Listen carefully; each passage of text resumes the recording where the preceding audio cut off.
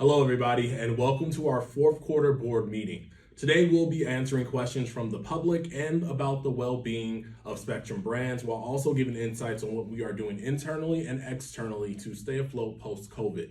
I will start us off by saying this first. We are not going to acquire any new companies.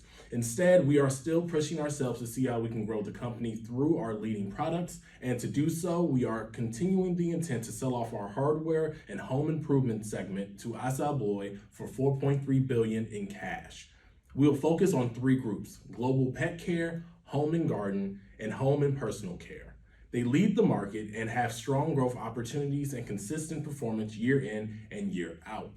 A simplified business will allow us to focus investments to grow our leading brands, and I believe this will keep us true to our mission statement and help us grow alongside our consumers. We will first examine what our consumer insight team has been working All on. right.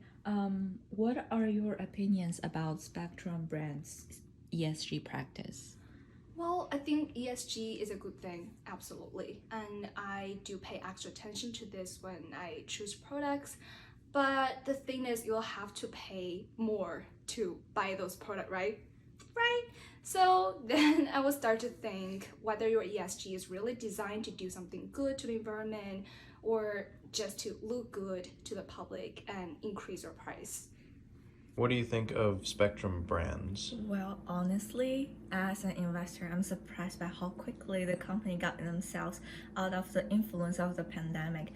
Most people stay at home and really increase the demand for home appliance. That's a fortune for Spectrum brand, as most business, struggling and barely heading.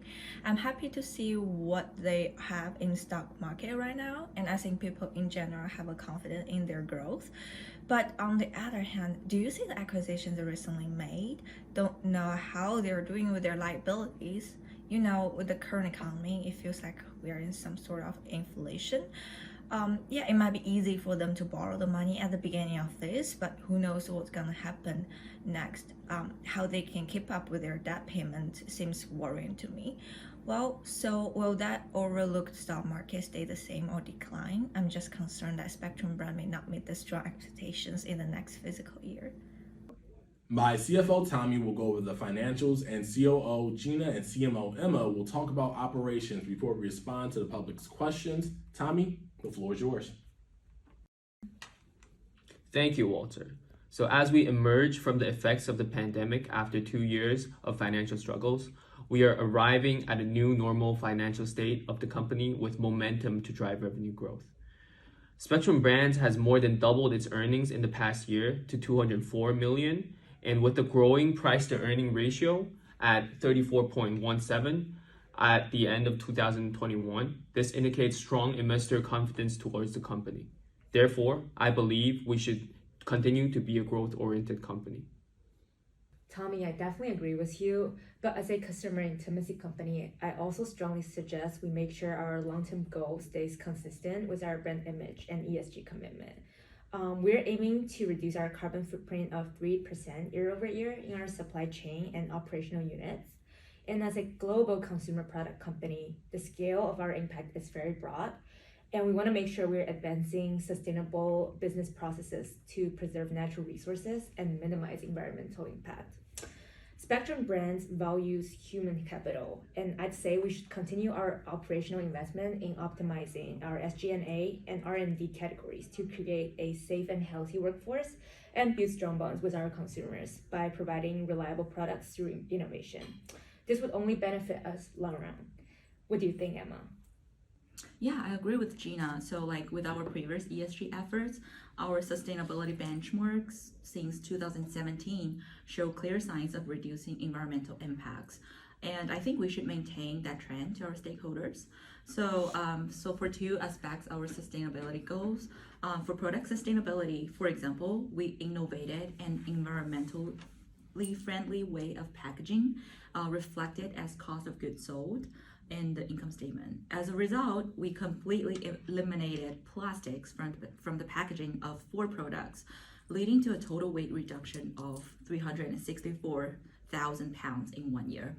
That is huge. And besides, we spent some of our budget on forming the partnership Our partnership with Well Aware nonprofit began in 2012 has helped fund more than 12 Well Aware projects and enabled more than 45,000 individuals in East Africa to gain clean water. However, according to our customers' main concern about the ESG purpose, our efforts are either misinterpreted or not seen by them. I think this is to say that ensuring the information transparency about our ESG practice is especially important.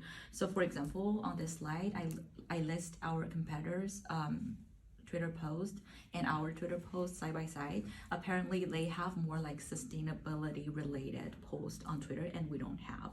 We only focus on our creative or design team on our packaging. So like I feel like ESG is a great way to help raise brand awareness for the company. So in terms of financial support, I think we should it would be worthwhile to invest more to increase the customer awareness over social media in the future. Okay, I understand the concerns. However, if we choose to focus on building more ESG-oriented operations, we are faced with the opportunity cost of potential growth of the company, as more earnings will be directed to minimizing environmental impact.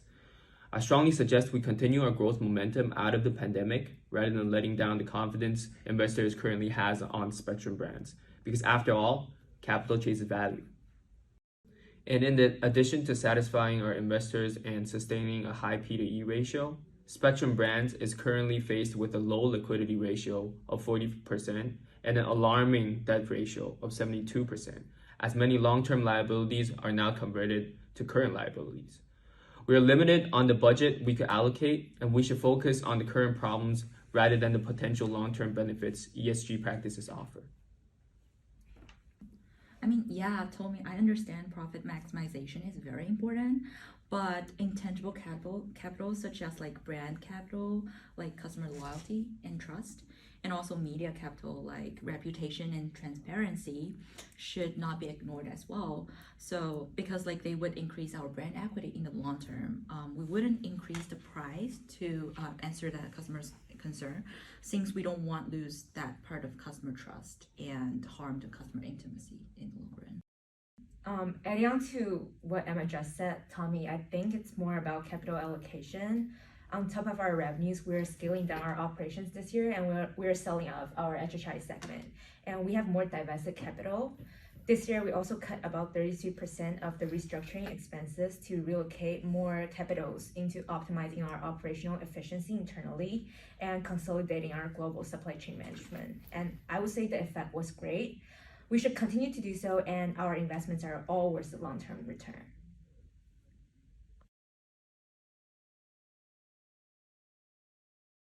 We will continue to see the benefits of ESG in our long-term sustainability to show Spectrum Brands' commitment to sustainability and reducing our energy, waste, and water usage through strategic planning and other targeted sustainability activities, such as the efforts of approximately 30 unique energy projects initiated in our facilities led to a reduction in energy usage and almost $700 million in savings. Then the total savings achieved as a result of water conservation programs was $500 million. We take ESG seriously here at Spectrum Brands, and we will not stop until all of our products meet the demands of our consumers and the planet. So to answer that customer's question in the beginning, we will not be increasing the price of our products to continue to make that long-term relationship with them grow.